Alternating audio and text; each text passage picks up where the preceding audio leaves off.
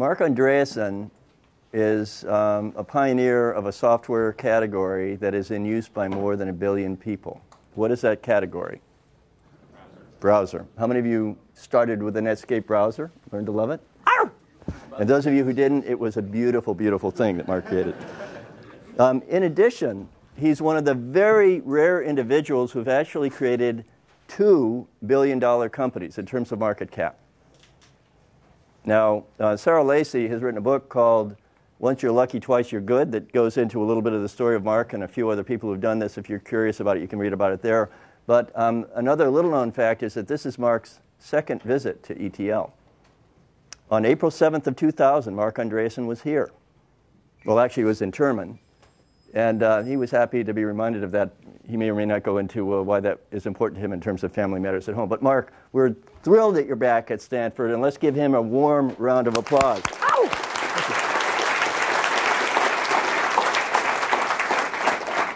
So I just checked online. April 7th, 2000, I was the speaker who was closest to the exact top of the NASDAQ. And so last time you had me, it was perfect timing of a market top. Absolutely perfect. I don't know what that means about what's happening right now.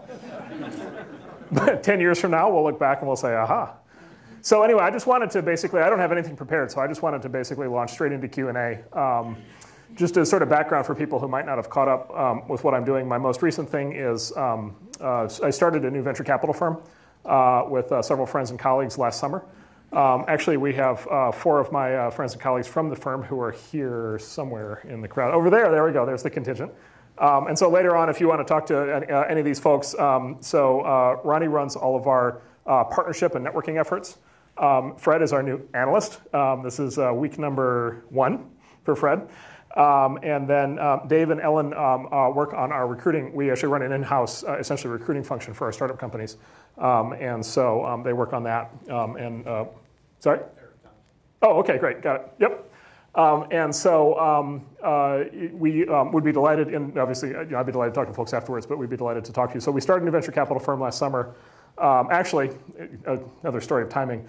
We raised that venture capital fund starting in March of last year, March of 2009, which was the exact low of the economic crisis, the credit crisis. So there's something in what we do that we hit either the highs or the lows. I don't exactly know what it is. But we raised a $300 million fund last summer, opened up. We've been in business for about 9 months now. We do Silicon Valley tech investing. Our biggest deal so far is Skype, although we've backed a whole series of other interesting companies. And then boards that I'm on at the moment include Facebook, eBay, and Hewlett-Packard. And then I continue to be very involved in my company, Ning, which is a social networking company here locally. And so with just sort of that as a general background, let me just throw it open for questions and see what people want to talk about. Yeah. Hey, Mark, question for you on moving from being an entrepreneur to venture capital. I'm going to be doing a similar thing, and I'm wondering what your perspective is in working with venture capitalists who don't have any entrepreneurial background, which unfortunately represents a large chunk, how you deal with board conflict in advising folks in that scenario. Okay, so the question is, as an entrepreneur turned venture capitalist myself, how do you work with other venture capitalists who may not have entrepreneurial experience, or in some cases operating experience? Yeah, well, we like to observe that in California you need a license to drive a car or buy a gun, but not to be a venture capitalist. And so it is true that issues arise. And if you talk to a cross-section of entrepreneurs, you'll get various stories in terms of their directors who may not have a deep operational background and some of the issues that arise. So let me just give a few general thoughts without naming names. So first of all, I would say that if you look at the folks who are the best venture capitalists over time, some of them have very deep operating backgrounds and have been entrepreneurs themselves, and actually some of them have not. So some of the very best venture capitalists, as an example, Mike Moritz had a background as a journalist before he became a VC.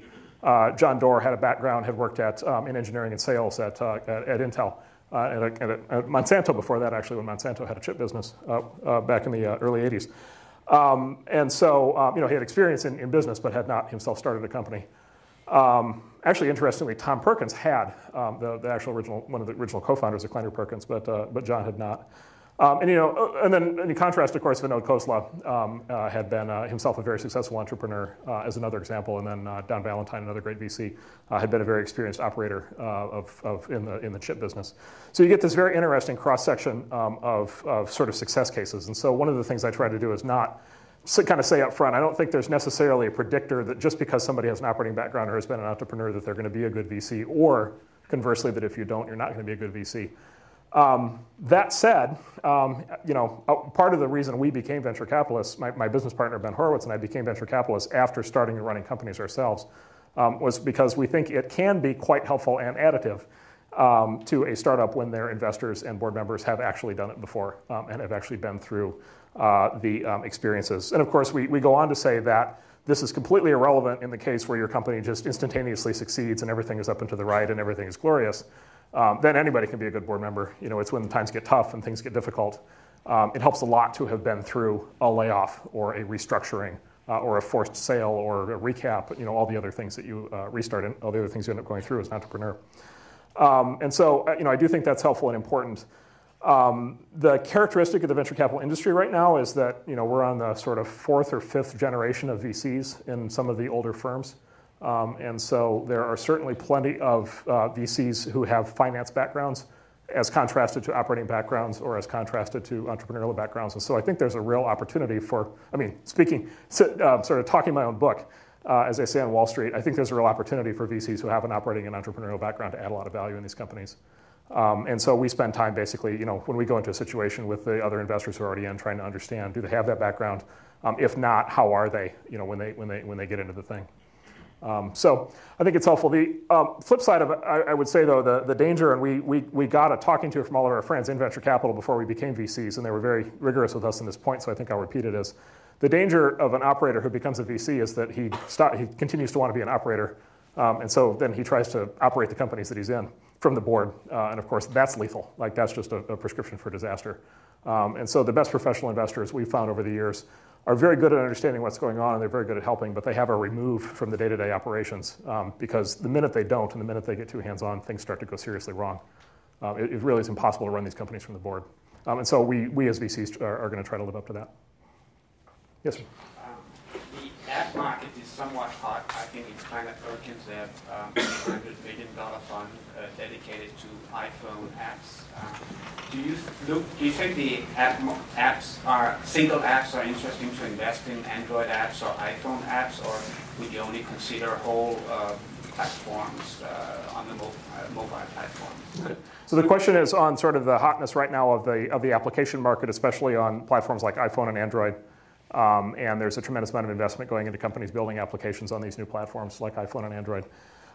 So we have maybe a little bit of a contrarian point of view on sort of the general sort of assumption behind the question, if you will. And the reason I'm also asking is an app, it just seems like how much revenue can that actually generate?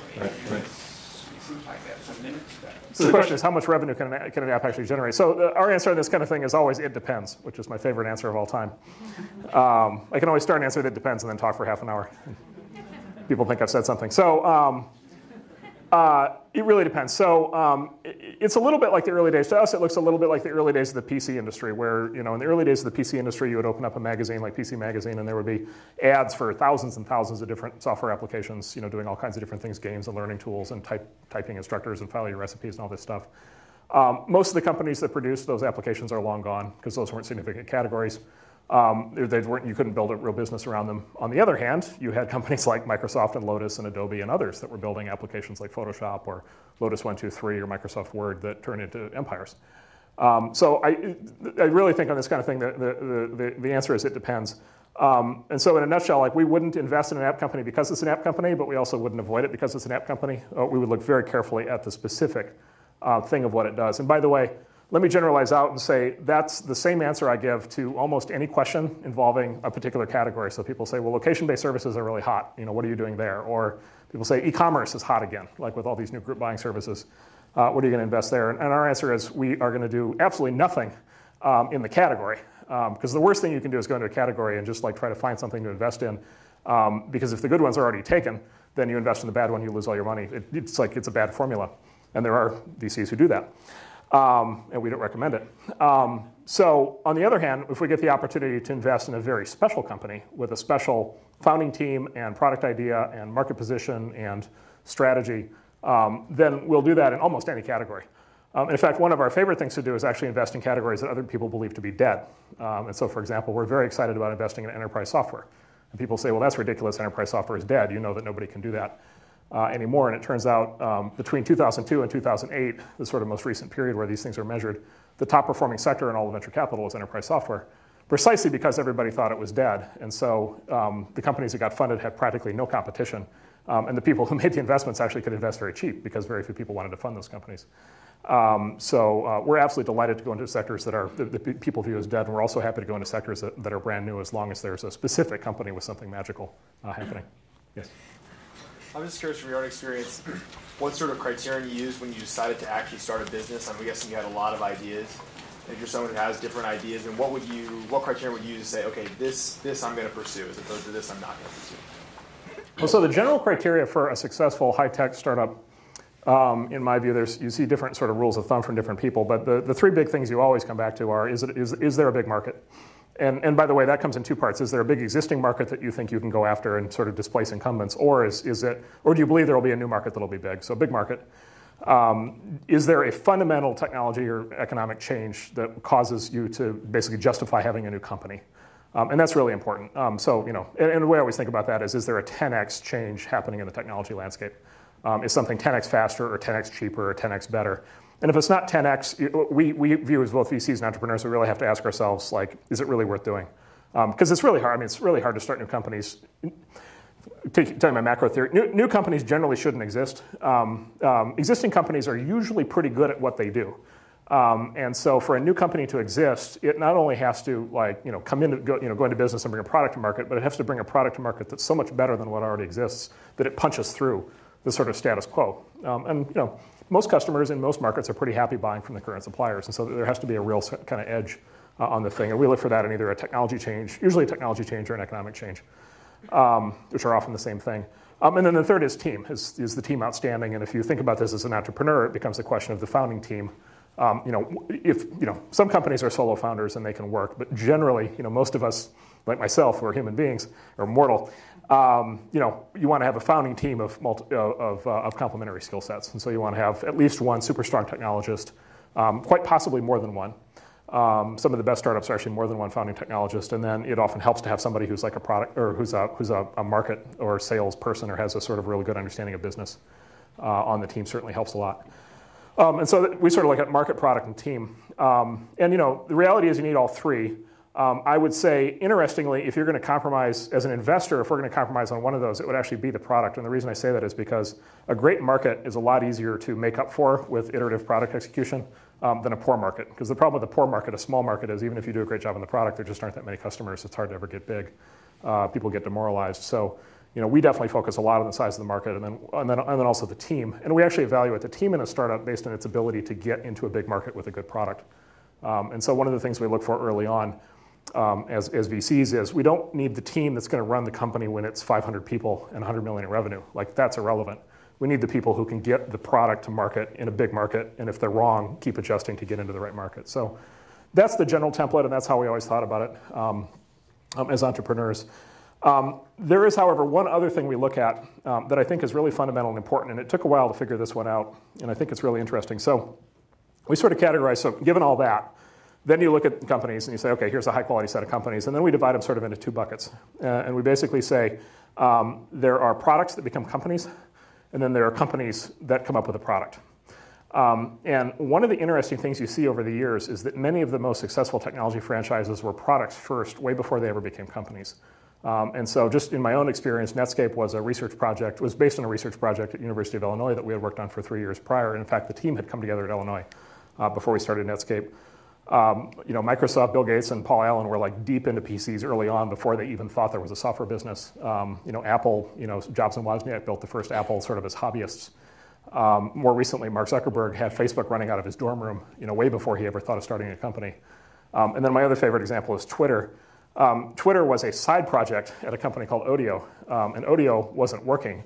Twitter was a couple of guys who were basically knew that the audio product, which was the podcasting product, was going to fail. And so they were frustrated and unhappy, and so they started the side project Twitter, and it just started to take off. And so the product that becomes a company is a really good template because, and here's my sort of theory on that, is because it's a demonstration that the product has to exist. Like, the market needs the product so badly that somebody actually built it and deployed it, and you can actually see evidence that people want it even before there was an economic motivation to do so. Like, that's market demand. Like, that something magical is going on there at that point. In contrast, great entrepreneurs who kind of, the sort of stereotypical, well, Hewlett-Packard counterexample, company then product. The original HP Archives put online a while ago, they put the original minutes of the first HP board meeting. And they're great minutes because it's like, it's Mr. Hewlett, Mr. Packard. This was like in the 30s, right? So these guys were really young at the time. And it's like their lawyer and their accountant, whatever. And it's like, assembled in such and such in Palo Alto at 2:48 p.m. And boom, first order of business, cash. Company has $3,000, whatever, in the checking account. It's like topic number 6, product. And it was one line that said, the product that the company will build has not yet been decided, period. Topic number 7, right? Like, they didn't know. They had like a general idea that there was going to be something to do with electromechanical, something.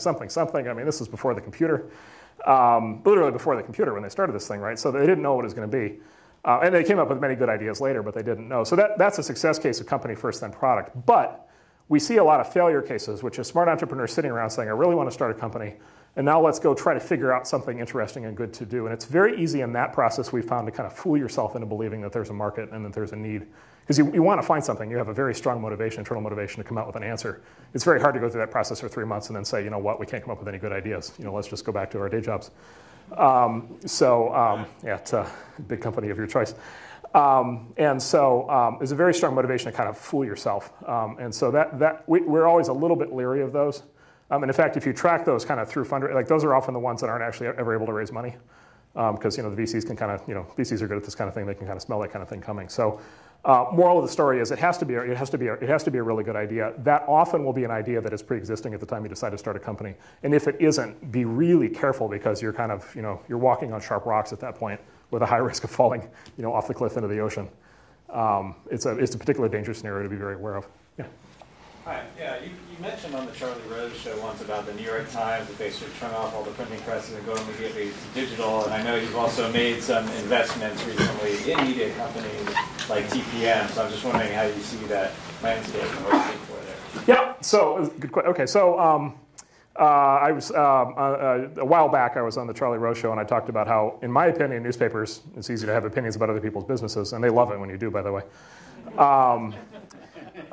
It's very easy to, my opinion basically was it's newspapers and magazines in their current form are not economically viable. It's time to shut off the printing presses and go digital. And I provoked it by saying shut off the printing presses, because that's what they're all thinking, but none of them will say. Because they all say, well, 90% of our revenue is still coming from the printing press, still coming from the printed edition, and we're not making much money from digital. And so how can we do that? And of course, my response to that is the reason you're not succeeding digitally is because you're not focused on it, right? You're playing defense, not offense. So when you go in these organizations, what you find is, attention is exactly correlated to revenue. So if 80 to 90% of your revenue is coming from the old dying business, 80 to 90% of the effort is being spent trying to preserve the old dying business, which dooms you to failure in the new business. And so I said, look, it's the obvious thing to do. And by the way, if you do a margin analysis, like if you look at the cost structure, you would say a lot of the people and a lot of the overhead involved in running a printing press and physical distribution, like if you just nuked all that stuff, you could bring the cost structure of the company down a lot. And then it'd be a lot easier for you to make money digitally, because you wouldn't be carrying this huge burden behind you. I'll give you an example. Newsweek magazine just got put up on the blocks, which is both print and online. And Newsweek has been struggling for years to try to figure out how to jump to online, but they still print. And the most revealing thing in the Washington Post annual report, where they talk about Newsweek, is today. Newsweek, and you know how skinny Newsweek is today. It's like a thin little magazine. Like, there's not a lot in it. 427 employees. Now, if you said, like, what would Newsweek online, like, what would the true head count be for that same content if it were distributed online? The answer has to be like 30 or 40. Like, so what are the other 400 people doing? Well, they're doing circulation, and they're doing, they're literally, the printing, and they're doing the logistics, and they're coordination with the newsstands, and they're doing inventory, and then they're destroying all the magazines that get sent back that don't get sold, and it's just on and on and on and on. It's like, at a certain point, okay, like, that's not the future. And so the reason I sort of even have an opinion on this is because this is exactly the kind of thing that we get faced with in the technology industry all the time. So what's ironic, right? We're actually, in the tech industry, we're actually used to dealing with this exact kind of problem, because what happens is the technology changes, and we have to completely reorient our businesses. And this is this is the innovator's dilemma. This is the classic Intel story that Andy Grove tells in his book, Only the Paranoid Survive, where he talks about Intel used to be huge in the memory business. It was 80% of the revenue, and then the Japanese came in and started systematically undercutting them. And at a certain point, they had to shut down the memory business to be able to focus on the CPU business, because they knew that was the future, but they knew the memory business would drag them down. So what I always tell people in the media business is, you're just not used to the technology changing like that, right? And then they say, well, that's a good point. The newspaper in its current form was invented in Italy in the 1500s.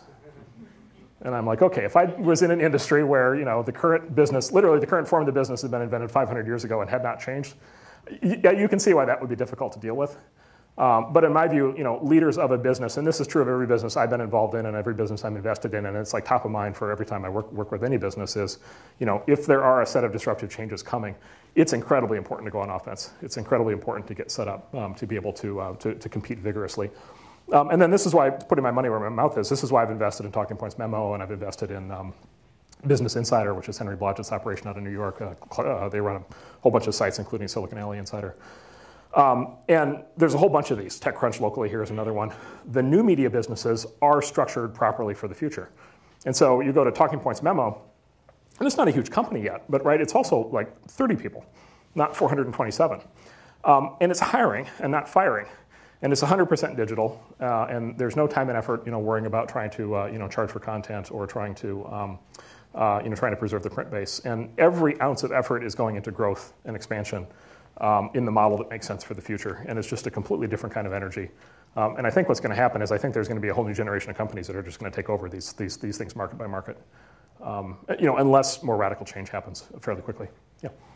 In some early media reports about your new firm, it talks about your partners having an interest in consumer electronics as an investment thesis. Can you talk a little bit more about that? Yep. Okay. So here's an example. I said earlier, we're not particularly theme-driven. So the question was, in media reports, we talk about consumer electronics being a key area of interest for us, which causes people to have strange reactions because people think consumer electronics went to Japan and China and Korea about 20 years ago and haven't come back. So we must be out of our minds. This is an area where, I said earlier, we don't tend to work by category, but of course, we can't help ourselves. And so we sit around and we think and we have theories like everybody else. So one of our theories, which we sort of lend a little bit of weight to, we think there's going to be a whole new wave of consumer electronics companies in the US and particularly in Silicon Valley. And we think that the sort of center of gravity for the whole consumer electronics industry is likely to shift back to the US. And the reason fundamentally is because the technology that goes into a modern consumer electronics device product is completely different than it was when these products left the US. Like completely different. And specifically, the hardware is much more commoditized today than it was 20 years ago. Excuse me. And then these products consist of a much higher percentage of software than they used to. And so what we're seeing is a whole pattern of companies in the Valley, and I'll name a whole bunch, and they're not all super successful yet, but Palm and TiVo, and of course Apple and Sling and Flip and Jawbone. Like there's a whole just series of these companies. There's a whole bunch of new ones coming, including some that we're backing. And basically what they all have in common is they're taking off-the-shelf components, and in particular off-the-shelf chips. And in particular, these really, really powerful new off-the-shelf graphics chips from companies like NVIDIA and TI, that do high-speed, they do high-speed 3D graphics, and they do, high-def video, and it's just all in a single little chip that you can buy for, a couple bucks. And they wrap it in a box. It comes in a box, but then they build software and services that integrate right in. And of course, Apple is in many ways the template for that these days. The way that Apple provides the device and the OS and the application stack and the store, right, and the online services. And Google's obviously doing a lot of that as well. And so we think that's actually a really interesting model. And so we think there are a whole bunch of categories of consumer electronics that can get reinvented, and then there's a whole bunch of new categories that can get created. And so I'll just give you one example. We are angel investors in a company called Jawbone that makes the sort of high-end Bluetooth headset, sort of the high-fashion Bluetooth headset. What's interesting about Jawbone is an example of this exact thing. Jawbone is a real R&D company with deep R&D in Bluetooth and in hardware and in software. And in the new version of the Jawbone headset that just came out, When you connect it to your PC, it turns out it has an app store. And of course, at first people think, well, that's crazy. It's a Bluetooth headset. Like, what kind of apps could we possibly be talking about? Well, the ability to read you turn-by-turn directions, literally read you in your ear turn-by-turn directions, when you're driving around. Or the ability to read your voicemails, or the ability to read you a Twitter feed or a Facebook feed, or the ability to do voice SMS. And these are just, our view is like, these are just the tip of the iceberg. And basically you want to view the Bluetooth headset as a wearable computer that's going to have many different kinds of software applications running on in the future. And so, basically, if you can do that in Bluetooth headsets, there's any number of categories that you can do that in. So we're extremely excited about this. And if anybody has any great ideas, we're totally game. Yeah. Yeah, this is the job all night time you're talking about. And our space is to make it comfortable with custom fit pieces. We have a big market. We have a market coming where we're spending more and more time interacting with digital data, so the ongoing comfort of the thing is becoming a concern.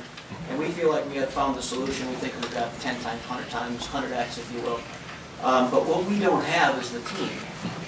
How would you recommend we, who are stumbling around in the dark, putting together a team that can take this where it needs to go? Yeah, so the question is building a team around an idea that has traction.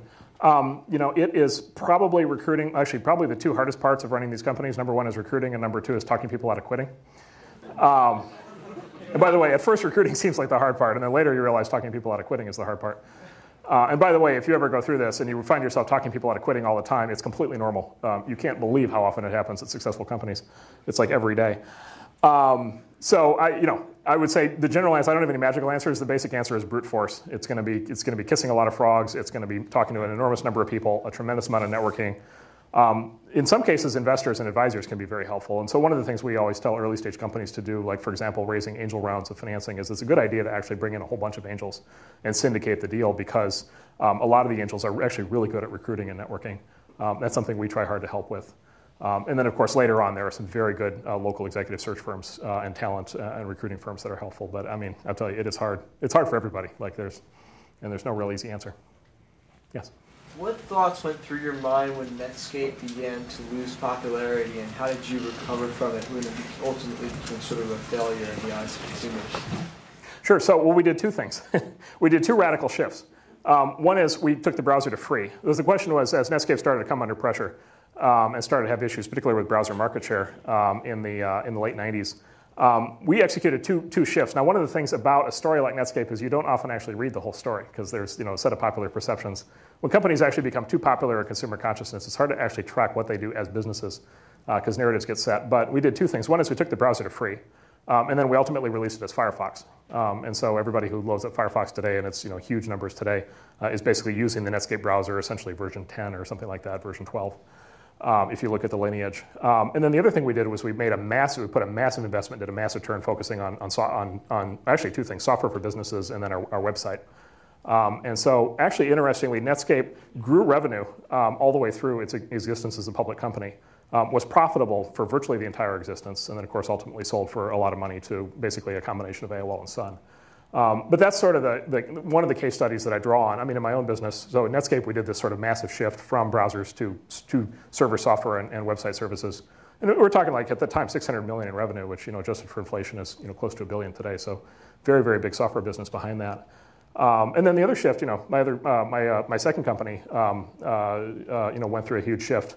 Going from being a services business, LoudCloud being a services business, to Opsware being a software business, and so we did it again there, and also led to a good outcome. And actually, my third company is going through a version of the shift right now. Ning just went through a shift for people who watch these things from freemium, free plus paid to paid.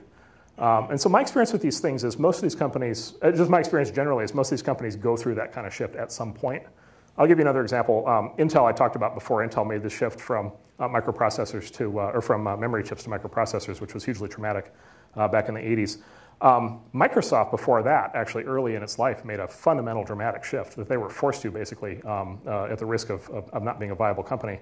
It's in all the histories. People don't think about it much, but it was very important at the time, which was Microsoft never intended to be in the operating system business. Microsoft intended itself to be a programming tools business, and their revenue was programming tools for people to be able to build software, and they were building basic interpreters and all these other kinds of programming tools, selling them to lots of companies making OSs. If you had a PC in the early 80s, no matter who it came from, it probably had Microsoft Basic as the programming language.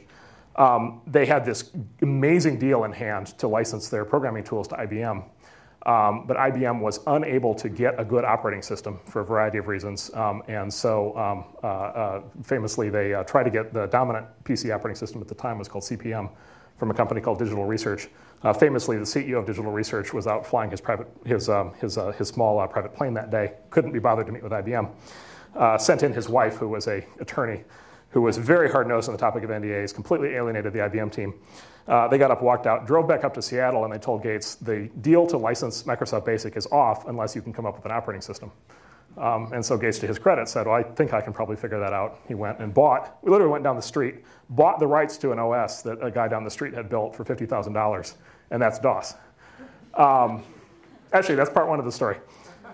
Part two of the story is the shift that he tried to make that he failed at making, which turned out to be one of the best failures he ever had. In 1985, Bill wrote a semi-famous letter to John Sculley, who was then the CEO of Apple. And this letter's on the internet, begging Sculley to license Mac OS to clone vendors so that there would be lots of different Mac clones so that the Mac UI and OS could take off in terms of market share and unit volume. And because at that point, Microsoft's view was most of the money is going to be in the apps. So at that point, they were building Microsoft Word and Microsoft Excel and PowerPoint. And IBM had taken DOS kind of as far as it could go, and Mac looked like the next big thing. And so he tried to get a whole Mac clone market created. And in fact, there's an attachment to the letter where he went to Motorola at the time, which was at the time a big important computer company. And he had Motorola agree to basically build Mac clones if only Apple would license them Mac OS. And so he had the big OEM in hand, took them to Apple, and of course Sculley said, no way are we ever going to license Mac OS, which then led to Microsoft developing Windows, which then led to Windows having 97% market share, Mac having 3% market share. And so it is so common. I feel like I've been through it now 2-3 times. The vast majority of businesses I've ever worked with have been through it. I think it's just so common to go through this kind of transition. I think once you get one of these businesses up and running, you have to go through this kind of transition. I mean, in tech, it almost seems like you have to do it every 5 years, almost no matter what. The other classic, right, Silicon Valley story is Sun.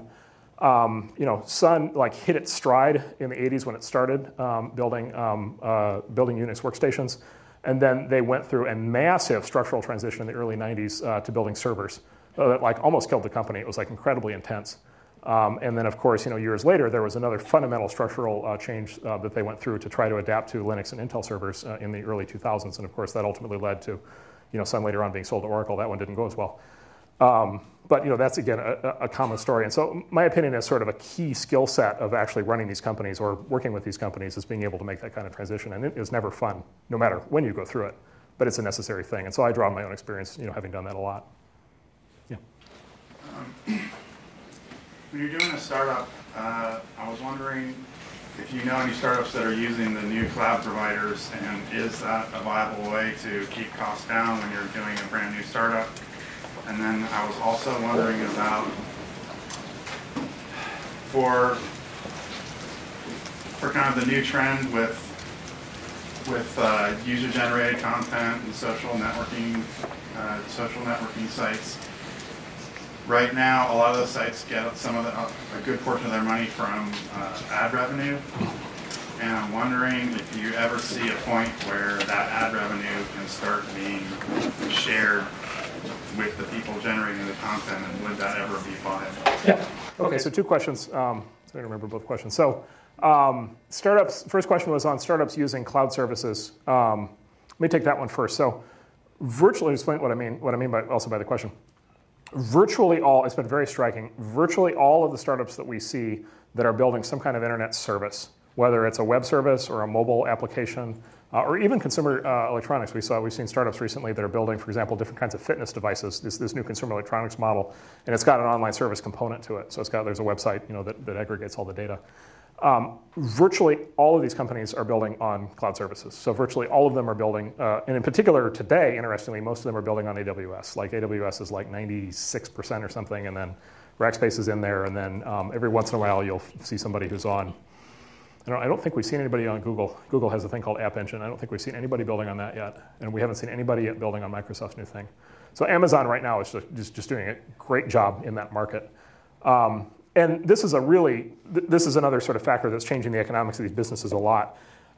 It's a really big deal. So these companies otherwise, 5 years ago, these new services companies would have to raise a lot more money a lot quicker because they'd have to buy a lot of servers and a lot of networking gear and they'd have their own data center, and they'd have to buy a lot of storage gear. There's a lot of capital cost involved in building a web service. So back when even back when Facebook started, right, 2004, 2005, like Facebook today owns a very large number of servers, which cost a lot of money. The folks who are running on AWS are completely sidestepping that upfront capital cost. And so their initial fundraise is much lower than it would otherwise have to be. And then it's much easier to scale, at least for the first few years.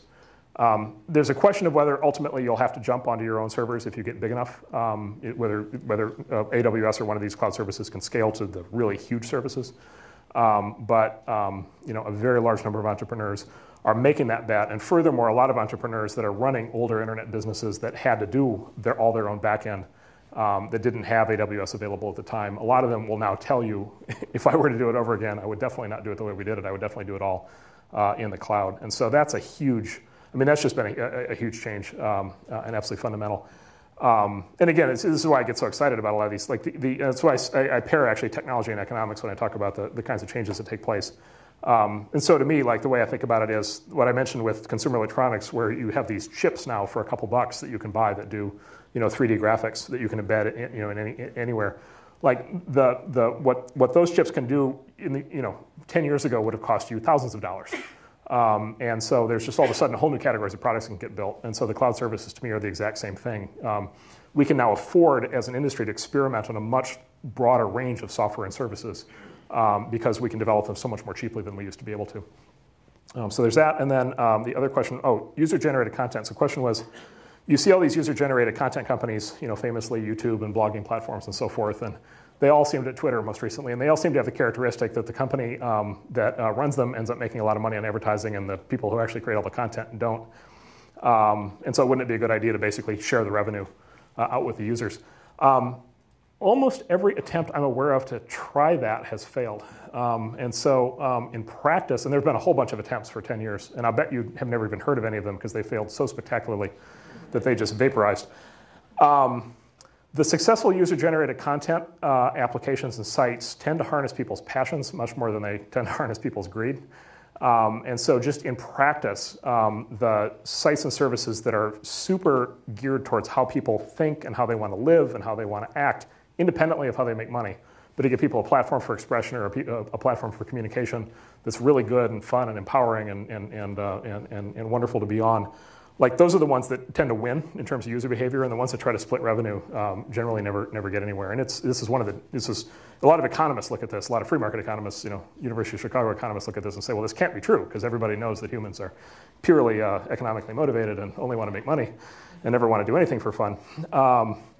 And then you just look. I'll give you another case study. Wikipedia. Nobody makes money on Wikipedia. Google launches this big effort called Knoll. And the big promise of Knoll is that it's going to be like Wikipedia, except if you contribute to it, you can make money. And I mean, it's like a dead zone. There is nothing on Knoll. And Wikipedia is, gigantic. So Clay Shirky talks a lot about this in his book, Here Comes Everyone, is there's something really magical about harnessing people sort of in large numbers on things that they love and things that they enjoy doing. And that seems to be the template for it, much more than immediately trying to figure out how to help people make money, which is just a really interesting large-scale psychological experiment, but one for which there's now a lot of data. Yeah. How did you find your new users, or your first users for both Netscape and Ning? Because as far as I can see it, they were both kind of new markets and new categories. Nobody wakes up and says, hey, I want a social network, or hey, I want to browse the web at the time. And so where did you find your first users? So the question is, where did the first users for both Netscape and Ning come from? Because as you say, they were both brand new markets. And so there wasn't a lot of, it wasn't like people go to the grocery store and they're like, boy, I'd like one of those Ning things, along with my Coca-Cola. So both Netscape and Ning are, as are Facebook and Twitter and a lot of these other things, are network effects. They're at their core, they're network effects businesses. And so the nature of network effects businesses, the definition of network effects basically is that fundamentally you're building a network where people can communicate or share in some way. And the nature of a network is it gets more and more valuable to everybody who's on it as more people join. So when 10 people are on it, it's not very interesting. When 100 people are on it, it starts to get more interesting. When there's 1 million people on it, it starts to get really interesting. And that very first set of users actually like it more and more as it grows because there's more and more people to talk to. And you often see with these network effects things like they can grow really fast for a very long time because they're just getting continuously more and more useful to everybody who's on them. As another example, we're involved in, as I mentioned earlier, we're involved in Skype, and Skype is now, Skype today, right? So Skype now is 6 or 7 years old. Skype today, it's over 1.1 million downloads a day. So something like closing in on, something like 600 million accounts, like just staggering, absolutely staggering numbers in growth rate. And if anything, the growth has accelerated. And a lot of people say, well, Skype was like from 2005, like who cares anymore? And it's like, well, Skype in 2005 had like 14 people you could call. Skype in 2010 has like 500 million. Like that's much more useful. So the good news with network effects businesses is that when they grow, as they grow, they can often grow very fast for a very long time, and they get very useful in the long run. You have this massive chicken and egg problem up front, which is, okay, if there's no, it's like, selling somebody the first fax machine, right, was a hard sales call. Just imagine the sales rep saying, well, what can you do with the fax machine? Well, you can draw on a piece of paper, you can stick it in here, and you can send it. Okay, well, who can I send it to? Well, nobody. Fax machine, actually, by the way, fax machine was invented in the 1860s. This may have something to do with the fact that it didn't take off until the 1970s. True story. They had the fax machine working before they had the telephone working, back in during like the Civil War era. So you have the chicken and egg problem. And so basically what you try to do, what we tried to do with Netscape was you basically seed it into the right initial community to basically bootstrap the chicken and egg movement momentum. And what we did at that point was we basically seeded it, not surprisingly, into people who were super interested in, at that point, the internet, which was a brand new phenomenon, and people who were very interested in internet software and information sharing on the internet. And at that point, there were some other systems with names like Gopher and Waze and FTP that people were using to share files and do things. And so we basically just found those groups of people who were already sharing information on the internet. We just introduced it straight in there. And we actually used, at the time, we used news groups to do it because that was where you could talk to all these people. And so that worked. Later with Ning and more recent network effects businesses, new entrepreneurs in network effects businesses are much smarter and much better educated on this phenomenon. And so the new network effects businesses tend to have what's called a term called virality. They tend to be viral. And by that I mean they tend to have a mechanism built straight into the product that causes it to propagate to other users. And so the classic example in this is you sign up for Facebook and it encourages you to upload your address book, your email address book, and then it tells you here are all your friends in your address book who are already on Facebook, and so you can connect to them automatically. And by the way, here are your friends who aren't on Facebook, and wouldn't you like to send them an email inviting them to Facebook? And so there's a whole bunch of different viral mechanisms like that that you can employ. If you do them right, and there's a whole art and science to virality, that's the whole special thing in and of itself, but if you do that right, you can sort of wire a network effects product. You can wire it for growth from a very early stage. And so we did much more of that at Ning. Yeah. You talked about, you alluded to the capital costs going lower, and you also alluded to industries having to change. Well, what do you see with the VC industry? How is it going to change as capital requirements continue to drop? And do you see, how substantially do you see capital requirements dropping for, let's say, consumer-oriented tech companies in the next 5 to 10 years? Okay, so this is the mother lode of all questions for me, so I'll probably talk for about an hour. So the question is, how are the economics of the venture capital industry changing? And in particular, like what are the changes, what structural changes are going to happen in venture capital as a consequence of these economic changes? So first of all, I don't believe there is such a thing as the venture capital industry. I don't think it exists.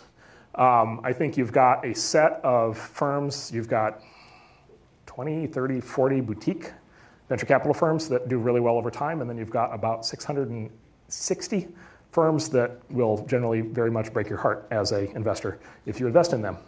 They'll return you less than the stock market, with much higher risk. So venture capital is one of those things. Venture capital firms, hedge funds, buyout firms, investment firms operating in sort of special markets that are illiquid or have special knowledge. You tend to have a few firms that generate all the returns, and then you tend to have a lot of people who want to generate those returns that can never actually figure out how to hurdle the bar. And so like if you pull up, you see these, you can download this list online. If you pull up like venture capital firms in the US, it's like 700.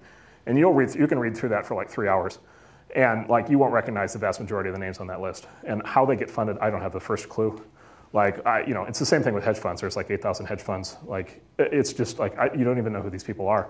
The problem is, when you talk about the venture capital industry, all that data gets rolled up, and then they look at it and they say, well, venture capital is terrible because venture capital doesn't make any money. And it's like, well, yeah, if you include all the bad firms, it's terrible.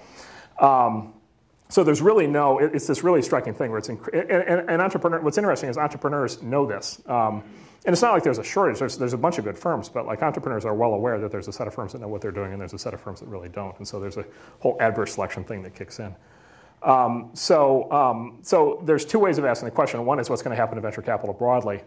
I almost spent almost no time on that topic. To me, the very interesting question is what's going to happen to the really good venture capital firms.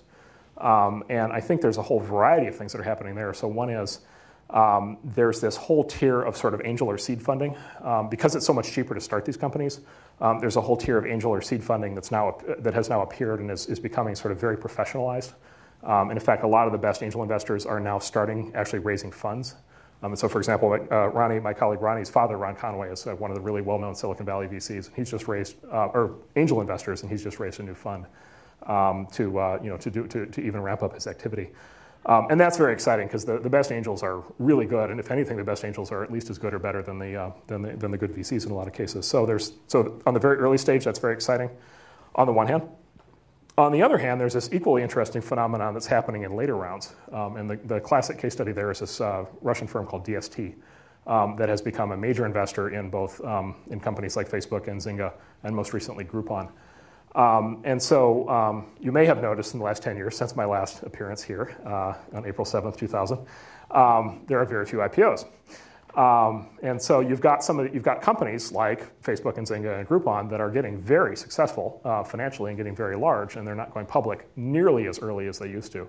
And so there's this new category of investor that is coming in. And some of these are existing firms that are now getting larger, and some of these are new firms that are being created that are coming in and are investing later and later in sort of the company life cycle. And some of these firms are taking ownership stakes of hundreds of millions of dollars, 500, 600, 700 million of an individual ownership stake in a sort of high growth company at a later stage. Another example of that is actually the Skype deal we just did. Skype deal was more of an LBO, but it was a little bit of like what I'm describing because it was a $2.75 billion transaction, for a company with at the time about 700 million in revenue, give or take. And so, and again, it was like, Skype will go public at some point, but, a lot of these companies that maybe in the long run will be public are not yet public. And so there's these specific kinds of investment opportunities that pop up.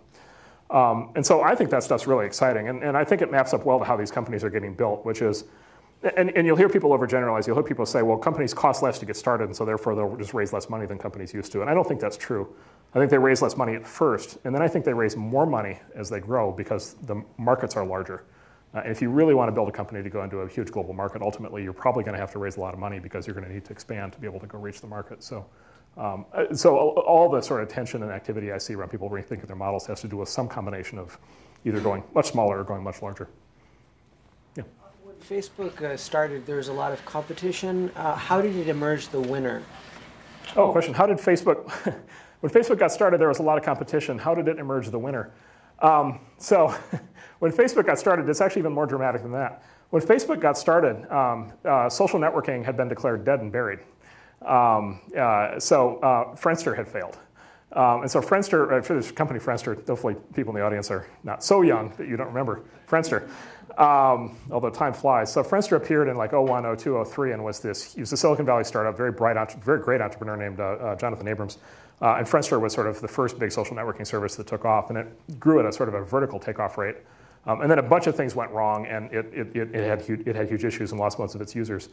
And most people around the valley concluded, okay, that's basically that was evidence of category failure, and so like that's it. Social networking has been proven to not work because Friendster didn't work. Later on, MySpace, and then shortly after that, Facebook emerged, and essentially like they did some things differently. So MySpace focused on basically entertainment and Los Angeles as a sort of initial seeding ground. As opposed to Silicon Valley, and then Facebook concentrated on college campuses. And so they seeded the network effect differently, although they both became large services ultimately.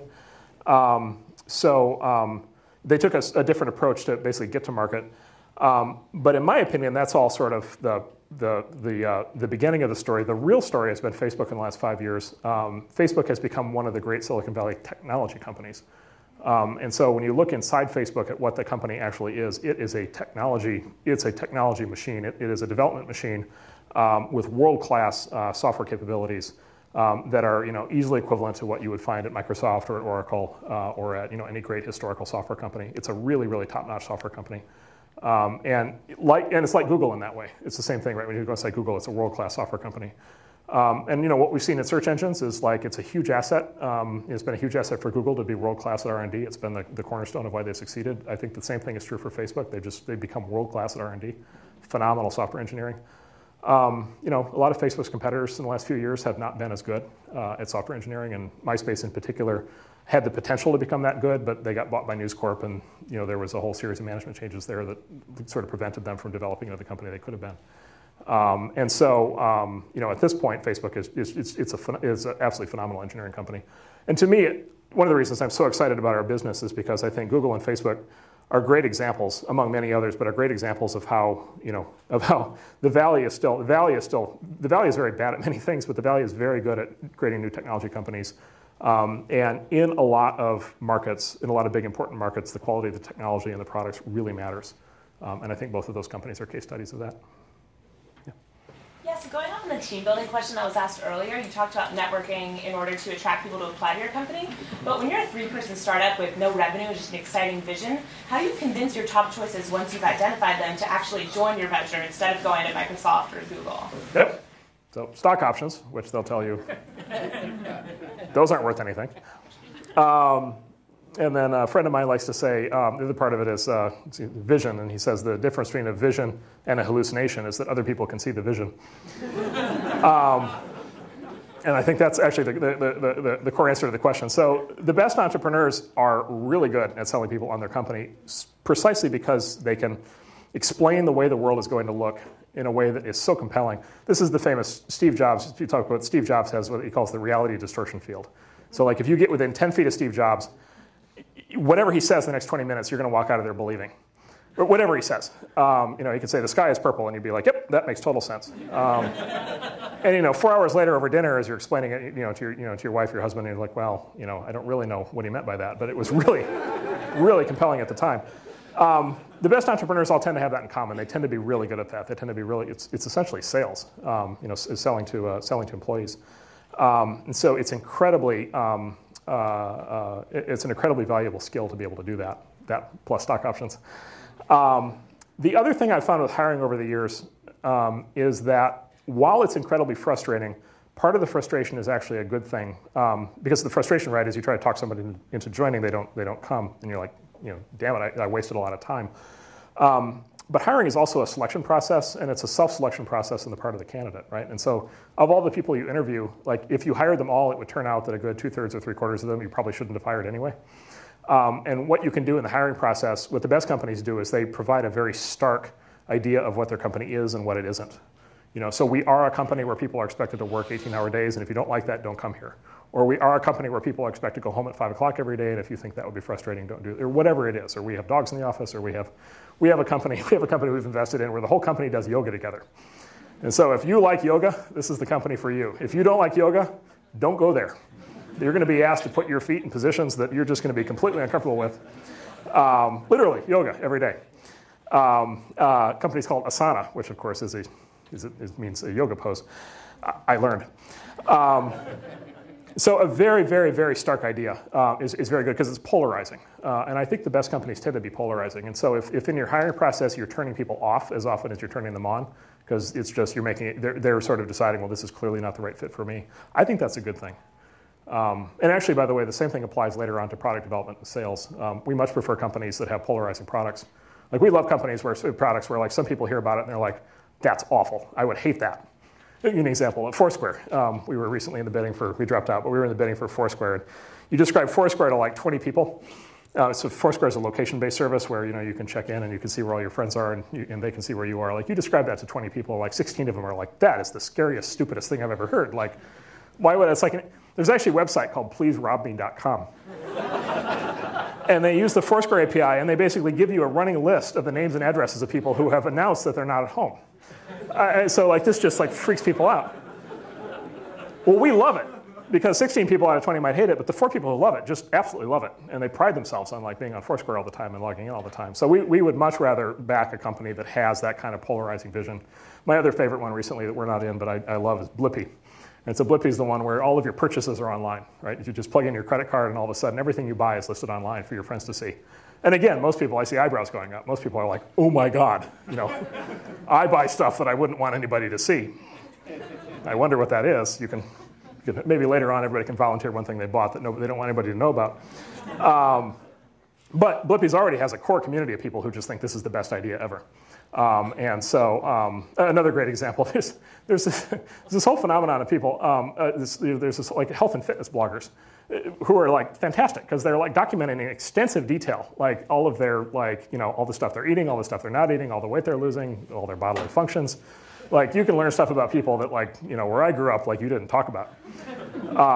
But people love it because a certain kind of person loves it because it's social reinforcement and it's being part of a community. And so yeah, we love polarization, and I think that also works for recruiting really well. Yeah. So when you are looking at an early stage company, how do you come up with a valuation for investing in those companies? Yeah, the question is on an early stage company, how do you come up with valuation for the investment? So for an early stage company, generally it's there's just a set of sort of market comparables. And so generally you basically look, what we do as investors is we just kind of look at a cross-section of other companies that are similar founding team, similar potential of idea, similar state of company. And so, and this is all, I think Ronnie's an expert on this, but there's, if it's 2 people, 2 founders who have not started a company before and have a brand new idea but don't have anything running yet, the valuation could be arbitrarily low. It could be, 500,000 pre or something, or $1 million pre. If it's 2 people who have successfully started a company before and sold it for $50 million, then the valuation might be 2 or 3 or 4 pre. If it's Diane Green who started VMware, or Bill Gates decides to start his next company, the valuation will be significantly north. So track record of people. The other real moving target that you see a lot is goes to this product that becomes a company versus a company that comes up with a product. Product that becomes a company, those will get higher valuations in general because there's already something running. And I always tell people, especially in software, like by far the best thing to do from a fundraising standpoint is actually build the product first and then raise money. Or at least raise a very small amount to build the product and then raise a large amount of money because you get dramatically more leverage that way. And actually as investors, we enjoy that, because it's nice to be able to see people with a small amount of money to build the initial product without having to take a big gamble. And then it's nice to be able to double down once they prove that it works. Yeah. In the past 10 years, aggregate returns have been lower than the previous 10 years, and this VC thing is a proxy for that, as well as lower investment capital. Do you think that's a function of the actual value that's being created, financial markets? Why do you think that is? Well, the question is, in the last 10 years, you mean overall like aggregate equity value, stock market value? Has obviously been a lot lower in the last 10 years. I don't know if people have noticed this, but the stock market has sucked for 10 years. If you have a 401k, you might have noticed. Versus the 90s, and then venture capital. Yeah, and you're right. So venture capital is a proxy for that. So venture capital generally is sort of you can think of venture capital as almost a form of leverage, sort of higher risk, higher return on top of equities.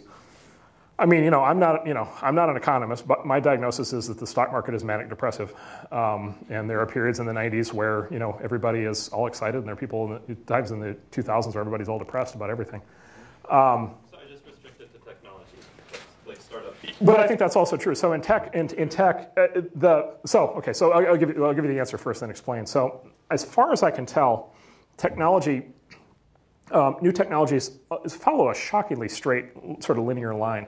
And part of that is Moore's law. Part of that is just the mechanics of how semiconductors get built, where they follow very predictable patterns over time.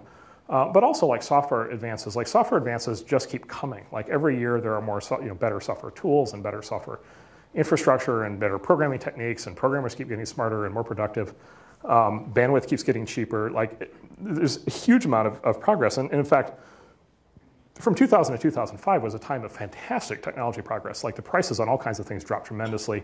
New kinds of applications got created. Google took off. Facebook got created. All kinds of things happened.